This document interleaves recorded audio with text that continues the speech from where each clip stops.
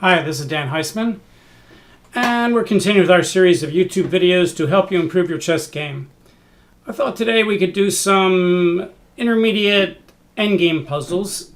So I got out Jeff Coakley's book, Winning Chess Exercises for Kids, which is certainly not for kids. In fact, it's probably the best intermediate tactics book I've ever seen. And he has different problems across the page. And the last problem on every page is an endgame problem. So I thought we'd pick out a few endgame problems and try to do them. All right, so this is the first one. This is from problem set number 96. Maybe I should have picked an easier problem set. So it's white to play.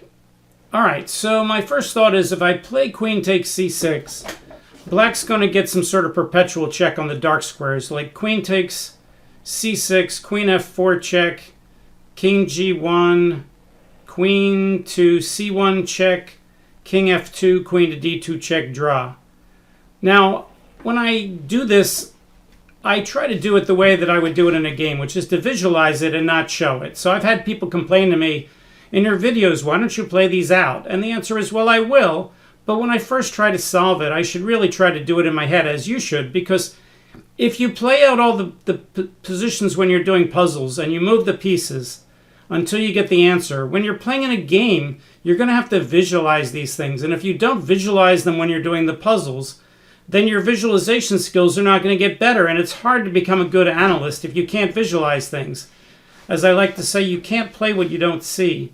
And if you don't see the position, you don't see the draw. So let's play that out to show you what I mean. Queen takes c6, queen f4 check, king g1, and now let's say queen c1 check. If he goes up to h2, we can keep checking him.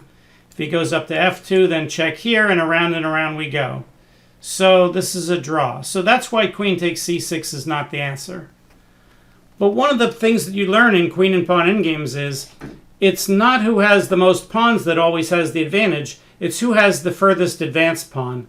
And white can sacrifice a pawn here to get an advanced pawn. So white can play b5. If black plays c takes b, white can play c6. If black then plays b4, then white has a pleasant choice of playing queen takes b4, which probably isn't the best move because of queen e5 check, or he could just play c7 right away. So let's look at that. b5, c takes b5, b c6, b4, c7, b3, queen to d8, but then he could start checking me. So, interesting. Let's see if there's another first move. It looks like b5 is the right move. We just have to find the right move order after that. But after b5, c takes b5, white can push the pawn all the way down to c7. But if he's going to queen the pawn, he has to give up on the idea of protecting the diagonal for the checks. So can white play a different first move before he does b5? I don't see any. Does he have any moves that trade queens? You're always looking to trade queens if you can get that outside pass pawn with b5. But I don't see it here. White has no targets. So it looks to me like b5 is going to be the right move. It's just a question of the move order. b5, c takes b5, c6, b4. I'm pretty sure if white now plays queen takes b4, black does not get a perpetual with queen e5 check. King to g1, he can't check on e1. He can check on a1. But then when he goes queen e5 check, we can always play f4. So I think that f4 is going to do it. b5, c takes b5, c6, and if b4, queen takes b4, and if queen e5 check, f4, and white has that outside pass pawn, and he's going to win. All right, so let's check this with Stockfish. Mr. Stockfish, you want to play b5? Stockfish says, you're right, Dan, b5. So let's play out Stockfish's line. b5, c takes b5, c6, and now black could sit here and do nothing. Let's say he tries to do nothing. Let's say he tries to play, oh, I don't know, king h6. Then Stockfish says white should play queen d4, threatening queen takes h4, eventually pushing the pawn down. White's winning. If black plays the line I was looking at, b4, queen takes b4, queen e5 check, f4. This is what we said. And now queen c7 loses. Why? Because in chess, when you have a passed pawn, if you have a queen with it, that's the only piece on the board that can both protect the pawn and guard the squares in front of the pawn. So here white can play queen c4. Stockfish suggests g5 because of the pin. g3, h takes g, king g7, king f3 getting out of the pin, g takes f4, h4 with another passed pawn. Well, you get the idea. Not easy, but should be winning for white. So the right idea is to get this passed pawn and push it down, because if white takes the pawn, it's an immediate draw. All right, let's take another puzzle. That was number 96. Let's do number 97 on the next page. I'm not sure why I'm picking out all these hard ones. We should probably go back. In this book, they're a little bit in order. The harder ones are later. So we got c5, d5, king b2, king b5, d7, e7, h7, and f4. So in this position, white looks like he's in trouble. These two pawns are attacked, and black has the outside pawn. This pawn here isn't even a passed pawn. But I've seen puzzles like this before, and usually what they are is they're interference puzzles. White is going to play and try to interfere with black's pieces. So normally for interference puzzles, the first move is c6. So black has two choices. He can take the pawn, or he can keep moving the king back to try to stop the pawn. So let's show you what happens when he takes the pawn first. If he takes the pawn, white still needs a passed pawn to win. So what he does is he plays d6. And now black cannot play king b6 because d takes e7 is going to win. He can't play e6 because the d7 is going to win. So he has to play pawn takes. And now white's pawn is the fastest. f5, doesn't matter which pawn black pushes. h5, f6, h4, f7, h3, f8 queen, h2, and now something like queen h6. Pick up the pawn, zugzwang the king away from these pawns, and you win. We won't go through that. Okay, but that means after f6 that black's only move is to play king to b6. We just saw d takes, c, d6, pawn takes here. That's probably the main line. So after c6, black can play king to b6. So what should white play now? Well, white could try the same kind of trick. He can just play d6, threatening to take on d7. Black cannot move the king close enough to stop d takes e7. So black has to play pawn takes, and now white just wins just like before. f5, his king tries to get in. f6, the king tries to get in. f7, the king gets in. White says, oops, I still have another pawn. And if black ever took a tempo to take that pawn, that would be the tempo letting him get a queen. Let's show that.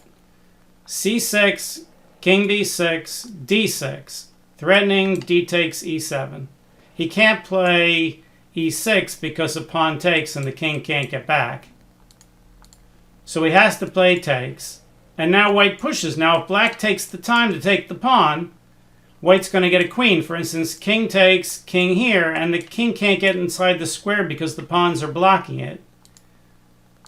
But if the king goes around the pawns, the king has to move on every move to catch the pawn, but that leaves this pawn on the board. White says, okay, one of these pawns is going to get a queen, and again, king takes, pawn, queen, trivial win. If you don't believe me, we can play a few moves. Let's say he tries to guard the pawn. He can't guard this pawn and this pawn. Queen here, pawn push, queen takes, king up. Now I could just put my queen in front of the pawns, or I could put my king in front of the pawns. It doesn't matter. King here, king here. Whoops, sorry. King e4, not possible. Pawn checks, king d3, and now we go to sleep. Black's going to be zugzwanged away. King d5, check, guards the pawn, comes up, tries to guard his pawn. King up, king back, king here, queen takes. King here, just don't stalemate him. King here, checkmate. So that's it. So c6 is winning. Threatening c takes d7. He doesn't have time after c6 to race with the h-pawn because white will just get a queen. So I think we've covered all the lines. All right, let's pick another number. Let's see. We just did number 96 and 97. Let's pick another number. I don't know. I was graduated from high school in 68. That's how old I am. So let's go do number 68. So most of these I've never seen. A couple of them I've seen. All right. This is a little bit more robust endgame. Let's see what Jeff has on this page. This is Jeff Coakley's Winning Chess Exercises for Kids book. Pawn on f2, king on g1, rook on e1, rook on h5, king on f4, bishop on e4, pawn on g4, pawn on f7, pawn on d6, rook on c3, pawn on c4. Okay, so black has a problem. White is about to get a queen. So this is going to be one of those problems where we're going to... Oh, sorry, the rook's not on d1, it's on e1. If it was on d1, it's too easy. We just push the pawn. Okay, so my first thought is maybe I can sacrifice a couple of rooks and get a queen. I'm looking at rook takes e4 check, king takes e4, rook d5 to get behind the pawn. And if he plays king takes d5, I play d7, and the pawn on c7 is stopping him. If he checks me, I can go to g2. All right, now is all that necessary? Suppose I play something else first. Suppose instead of playing rook takes e4 check, king takes e4, rook d5, which I think wins. That's probably the solution. Suppose I just play rook d1 and say, I don't need any of that. Well, what can black do? Black can play... Could play a couple things. He could play bishop to c2, but I don't think that works. He could play rook d3. Rook d3 looks good. Rook d1, rook d3. If rook takes d3, then c takes d3. And if king to f1, trying to stop that pawn from queening, then black, what can black play there? Rook d1, rook d3, rook takes d3, c takes d3. I guess I can play d7 in that line. Rook d1. I hate to give him all the play. My first thought is just play rook takes e4, king takes e4, rook d5. If he plays rook d3, I play rook takes d3, c takes d3, d7, and I queen first. Rook d1. What is his best defense on rook d1? Rook d1. I guess he could... Can he go for a mate? Bishop f3. And yeah, so rook d1, bishop f3. If d7, bishop takes d1, d8, queen, bishop f3 threatens rook c1 check, but that probably loses, but it is complicated. Rook d1, bishop f3. I can't play rook d2 because rook c1 check, king h2, rook h1 is mate. So rook d1, bishop f3, d7, bishop takes d1, d8, queen, rook c1. Then I start checking him with the queen. Gee, I don't know. That looks unnecessarily complicated. I really want to play rook takes e4 check, king takes e4, rook d5. That's another interference kind of endgame. Rook takes e4 check, king takes e4, rook d5. If he plays king f3, he's not threatening mate. I can play d7, rook c1, check king h2. King takes f2, pawn queens, g3 check. King h3. And I think white's winning there. So rook takes e4 check, king takes e4, rook d5, king f3. I think d7 will win. Okay, so let's ask Stockfish if he feels like it's necessary to do the two sacks. So my answer is rook takes, king takes, rook d5. If king takes d5, d7, and I get a queen. Stockfish, what do you think? Stockfish says rook d1 wins. Well, I thought it might, but I thought it was complicated. Rook takes e4 check does not win. All right, so Jeff's got me going. The obvious move is the winning move. Rook checks, king takes, rook d5, and now he's got rook h3. He doesn't have to take it. d7, rook h8, d8 queen, rook takes d8, rook takes d8, c3, rook c8, king d3, draw. Oh, well, turned out I was wrong. So you should just play the obvious move. Sometimes it's Occam's razor. The simplest move is the best one. So here I am thinking, this is a puzzle. I bet it's a line clearance sacrifice endgame. And I convinced myself it was true, but it wasn't. So I bet Jeff's going to say that to me. He says, I bet you fell for my trick here. All right, number 68, number 9. Let's look at what he has as his answers. Jeff usually checks his answers with the computer. If he didn't, I'd be very surprised. So let's see, number 68. Okay, number 9. 68, number 9. All right, rook e4 check, exclamation point, question mark, king takes e4, rook d5. A cool idea that wins material, but probably not the game. King takes d5, d7. f5, d8, queen check, king e4, unclear. All right, so he agrees that rook e4 check is not the right thing, but the line he gives there is rook e4, king takes, rook here, and now he suggests that he can even play king takes. But king takes doesn't work. d7, he says f5, d8 queen, king e4, and he says this is unclear. Stockfish seems to think that white's winning after queen e8 check, but that's interesting. Okay, well, turns out the easy one wins. So rook d1, if rook d3, well, I suggested bishop f3. Let's see if he looks at that move. Does he look at bishop f3? No, he looked at bishop c6. But that's hopeless. So he says,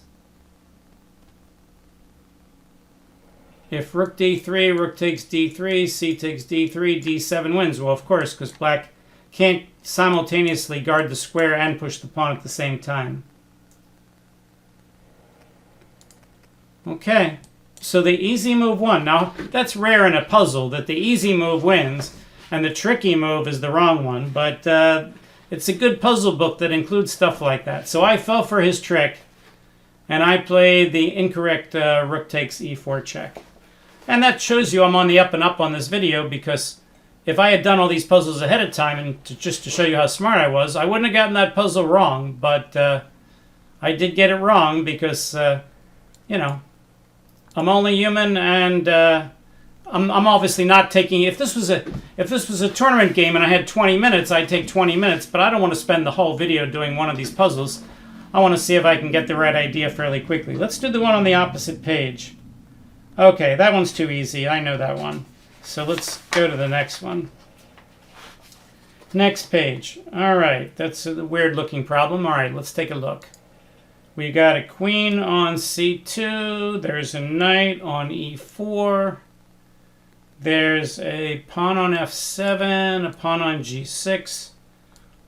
king on h5, king on a1, pawn on a3, pawn on a6, pawn on b7, queen on f8, knight on b8. Okay, white to play. All right, very interesting. So white has the pawn on the 7th rank, so he'd like to win, but black is immediately threatening a perpetual check with queen c1 check, king a2, queen c2 check, draw. So if white wants to win, he can't do things like queen takes b8 because queen c1 checks an immediate draw. So what can white do? Well, white could play, let's see, he has no knight forks on the queen because the knight is 2 squares diagonally from the queen. If you don't know what I mean by saying that, you should go back to my video. I think I made it about a month ago about knights and bishops, how the pieces move in the endgame and knights versus bishops. When a knight's trying to move 2 squares diagonally, it takes 4 moves. So let's take a look at the checks. We've got queen h8 check. We've got queen c5 check, trading queens. That's interesting, but if we trade queens, how does my knight ever get his knight out of the corner? Queen c5 check, queen takes c5, knight takes c5, and now black starts pushing his pawns. And how's white going to do anything there? I'm not sure he can. So let's look at some of my other ideas. Queen h8 check, king g4 is forced. Then what? I could play queen c8 check. Aha! That looks like it must be the answer. Queen h8 check, king g4 forced, queen c8 check, forking the queen and the king, and then black has to trade queens, and I take with the pawn and I get a queen, and I win. Okay, well that was actually easy. Queen h8 check, king g4, queen c8 check, and I'm winning. All right, so let's play that out just for the fun of it. Queen h8 check. He can't go king g5. It's illegal. So king here. Queen checks. He can't move the king because I'll take off his queen. So he may as well take. When I take back, he's losing the knight too. So let's say he plays f5. What would I play here? Well, I certainly can take the knight and win, but let's see if I can win a little easier by just trapping the knight and keeping my knight on the board. So let's say I play knight anywhere. Let's say knight to, I don't know, c3. Okay, so black can't save his knight. It's trapped. And he can't push this pawn. It's pinned. So let's say he pushes the other pawn. And now I take his knight. And now he has nothing better than to maybe push another pawn. Okay, now what I really want here is to get my queen in front of the king. I don't have to do that to win, but it makes it easy to do that. So suppose I get my queen to this g1 square. Suppose I play queen to b6, and he plays king to c3, and I play queen g1. And now he pushes a pawn, g4. Now I claim if I just bring my king over near his king, I'm probably in good shape. King to b2. What can he do? He's got to guard his g4 pawn. Let's say he plays g3. I just bring my king over to c2. What can he do? He can play g2 and then run out of moves. All right, let's say he does that. g2, king to d2, king to g3, king to e2, f3 check, king here, and that's the end. Black's running into zugzwang here. White, suppose black plays a4. I could just take it and get a queen if I want. But I can play knight checks, king h3, king f2, pick up all his pawns. I just have to make sure I don't stalemate him. You're always making sure you don't stalemate him. Okay, so that was actually pretty easy. Queen h8 check, queen c8, and we get a queen. Well, that one was easy. The previous one I got wrong. In terms of how hard they were, it was like night and day. This one's like, oh, I just check them twice and I win. The other one was, do I sacrifice the exchange followed by sacrificing a rook? Wow, that's cute. Wow, I get a queen. Wow, that doesn't work. And so 3 out of 4 ain't bad. All right, so hopefully you enjoyed today's video. The name of this book, again, is Winning Chess Exercises for Kids by Jeff Coakley. I think it's probably the best intermediate tactics book. And he has 9 problems on each page. There's 100 sets of problems. And the 9th problem on each page is endgame problems. And that's what we were doing here. We were picking out endgame problems. All right, so hope you enjoyed the video. If you did, hit the like button. If you'd like to subscribe to the channel, hit subscribe and pass the word on to your friends. Thanks a lot. We'll be back with you next time. Thanks. Bye.